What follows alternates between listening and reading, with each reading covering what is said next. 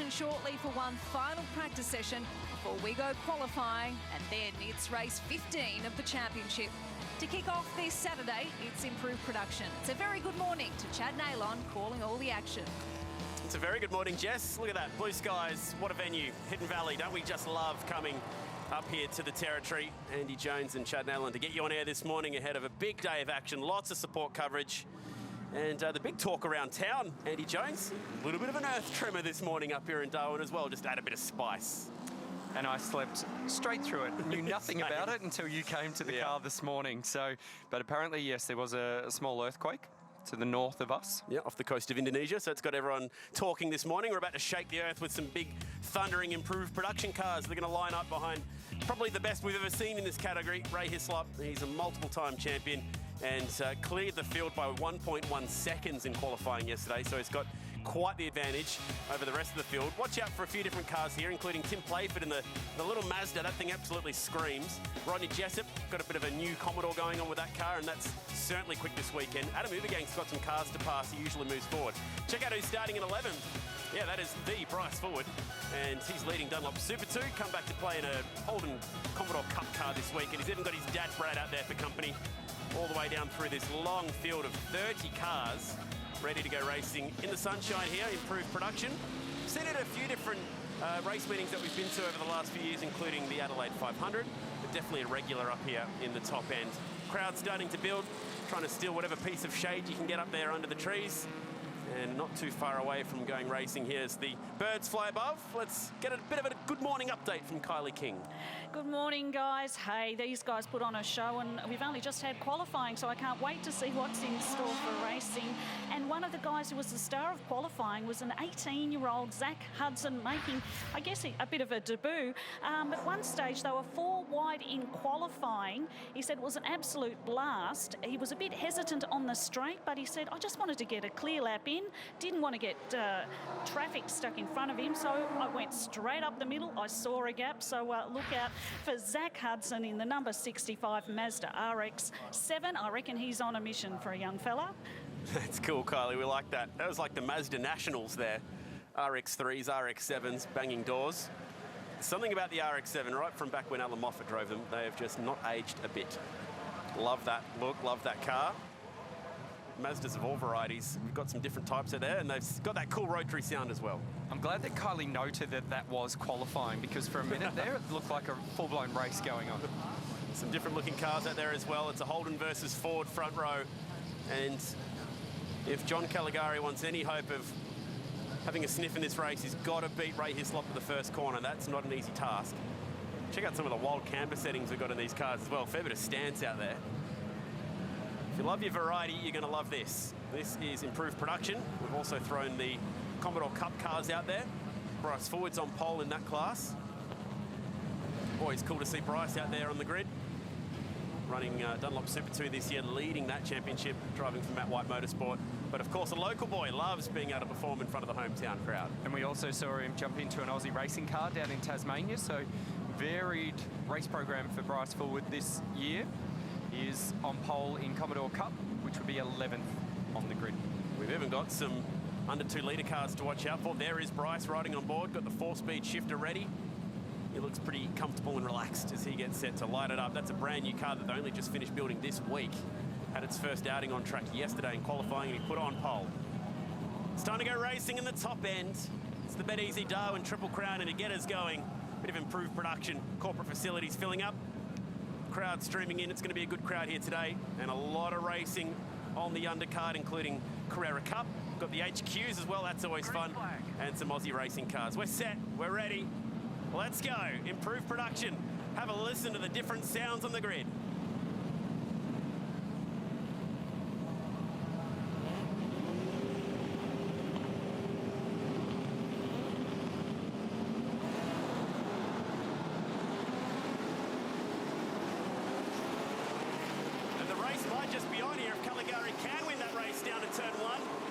Cleared Hislop to the first corner. First box has been ticked. Then a little Mazda zips into third and all the way to the inside. That's going to be tight. Jessup around the outside of Playford. Playford having to go on the curb. And how about the call from Kylie King to watch out for the 18-year-old who's pushed all up to third already. On board with Bryce Forward as he's passing cars going up through the S's. Great start to the first race of the day. Not only Kylie King's call, but your call also, Chad. You called it. Caligari had to beat Hislop into turn 1. And we know the Hislop car has plenty of power. But what's the old saying? You can have all the power in the world. You've got to get those tyres to perch into the road. And Hislop, he just had to take that little bit longer to get his car moving. That allowed Caligari to get the whole shot effectively down to turn 1. And now he needs to be doors open, elbows out. Oh, this is going to be big. The 18-year-old, he caught the inside curb and thankfully won't go all the way to the fence. Can you get it out of there? Looks like he will. That's unfortunate for Hudson. We were just talking him up. That was a great start. Little mistake, though. And that happens when you're in a really tight battle pack like that and you're not used to it. Particularly when the speed is made by those cars ahead of him. Very different to the RX-7. Hislop for the lead. Easy pickings down there at turn 1. Wow, has the advantage under brakes. Sizable. And has the speed in a straight line. 261 kilometres per hour for Ray Hislop. 25 kilometres per hour quicker than the guy who was leading.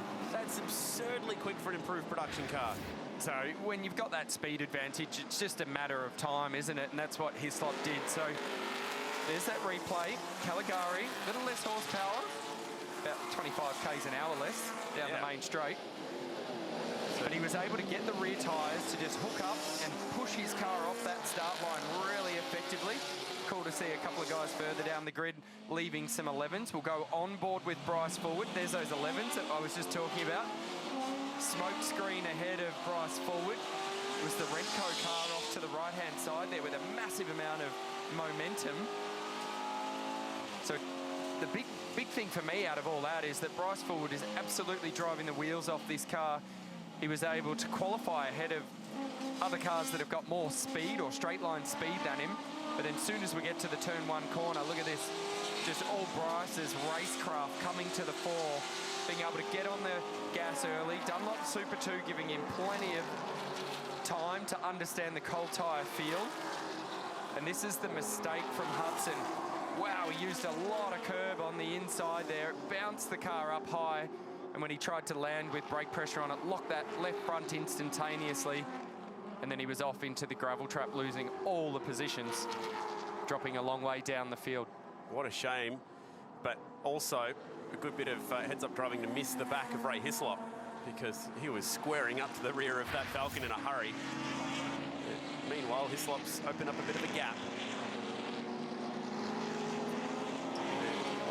Watch the field go through from Hislop, Caligari to Jessup, so it's a V8 top 3. Tom Playford here moving in on potentially, Tim Playford I should say, getting back inside the top 3 spots in this little Mazda that we've seen up here for a few years now. This is a cool little car. 2 totally different race cars squaring off. Now who's got the straight line advantage here? Let's find out. Going alongside the quarter-mile drag strip that they've got here at the Valley, and it might just be the little Mazda. Giddy up. Rotary versus V8.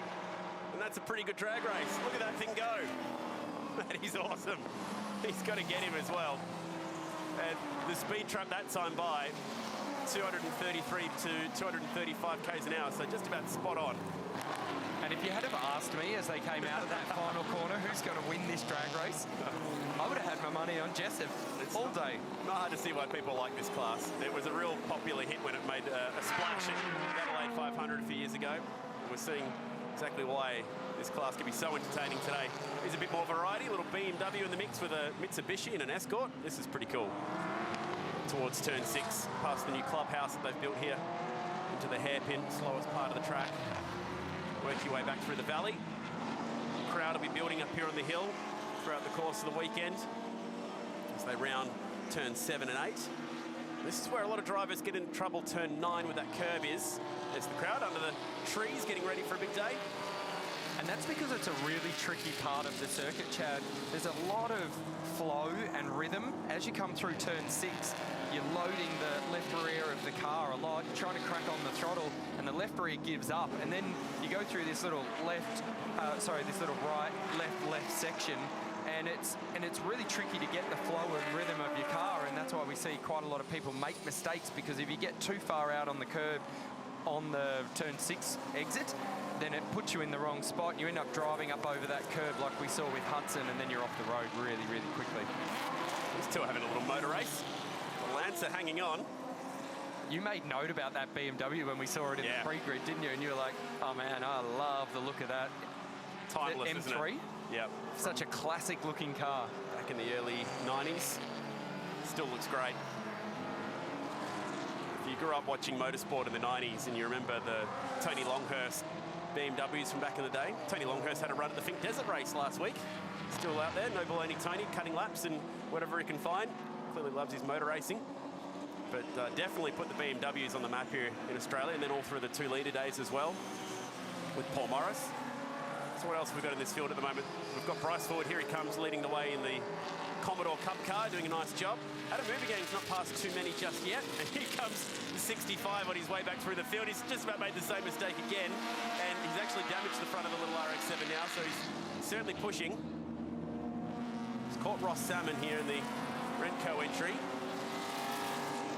Time to lay down the power down the front straight. Have a look at the stance and the camber that they've got wound into the front of that RX-7. That is incredible. That would be well above 20 degrees. Can't help but feel like that's not for performance, that's just for a tough-looking stance on the road. And you know what? I'll play that. And that's probably what's not helping young Zach Hudson stop that car. And that was... that was nasty. That went from bad to worse in a real hurry. And that was a big hit. So yeah, that won't make Hudson a very popular young guy at all. Now let's follow this. I don't reckon he touched him. Really? I don't think there was any contact here. Okay, well this will tell the story. So let's look at it. So Hudson in the RX-7. No, he didn't. You're right. Well picked up, Chad. Oh, that's a hard hit. So that was done all on his own for Ballon. Just tried to get on the gas. Massive amount of oversteer. Corrected the slide with a little bit too much lock, and by the time he was trying to straighten that car up, he was off the back edge of that curb onto the grass where there is absolutely no grip, and unfortunately made contact with the concrete wall and not the Armco barrier on the outside there, which is a whole heap softer. That was a good pickup, Chad. Well done. Yeah, you're on fire this morning. Woke up today, but that's a real shame for Chris Ballon. That's his first time here in the Northern Territory racing. And a side swipe like that on concrete is going to do a lot of damage. And particularly for a category like this, improved production, they'll have some spares, but it'll be very limited. And to be able to repair that car will take a lot of time. I would be surprised if they'll get that back out. That was a big hit. Blunt, wasn't it? Yeah. Sort of not too dissimilar to what we saw with Lee Holdsworth a few years ago on the other side of the track, obviously with a lot more speed on that occasion. Speaking of Lee Holdsworth, his father is racing in this category. Currently 22nd position, car number 40. So Glenn Holdsworth, Commodore Cup. Great guy, been around for a long time. Lee Holdsworth started in Commodore Cup many, many years ago with his brother and progressed steadily through the ranks, but Lee's father Glenn still having a run, which is good to see. So much variety, which we've been talking about, but great to see Bryce Ford in there mixing it with these guys. He can't help himself. He's going to take that curve, Zach, down there on the approach towards the top part of the circuit. And he's wheeling this little RX-7. I don't know how far back he dropped on that first lap, but he's back to 8th. That's not a bad drive. Well, one thing we learned from Kylie's update at the start of this race was that he's got plenty of speed, he's brave, and he's not afraid to have a go. And off the back of his qualifying simulated race, he was able to get some practice in. Speaking of looking very relaxed, Bryce Forward, arm down, very Peter Brock-esque. Plenty of time down this long front straight at Darwin to have a little rest. Got his visor open. There'll be no cool suit in there. He'll probably be finding the cabin temperatures in these cars hotter than his Super 2 car. Oh, so this is Salmon. Does he catch it? He does. Very nicely done. Was that Shane Van Gisbergen I could hear? High-fiving and clapping. He loves a good drift. That was very well done. So that's not Rod Salmon, that's Ross Salmon. And that's the checkered flag. And that'll be a win for Ray Hislop. Gee, that went by in a hurry, didn't it? 10 minutes down like that, 8 laps in the books. And that is a fairly sizable 20, make it a 16-second victory between Hislop and Caligari. Caligari did a really good job winning that race down to turn 1, but it was always going to be dead in the water once Ray Hislop got going. That thing is so fast. 1:14, quickest lap of the race. Seriously motoring. Star of the show, Zach Hudson, got back up to 8th. So props for that drive. Unfortunately, threw it off down the road. How much further can he climb back up when we go racing again? With the improved production class, always entertaining.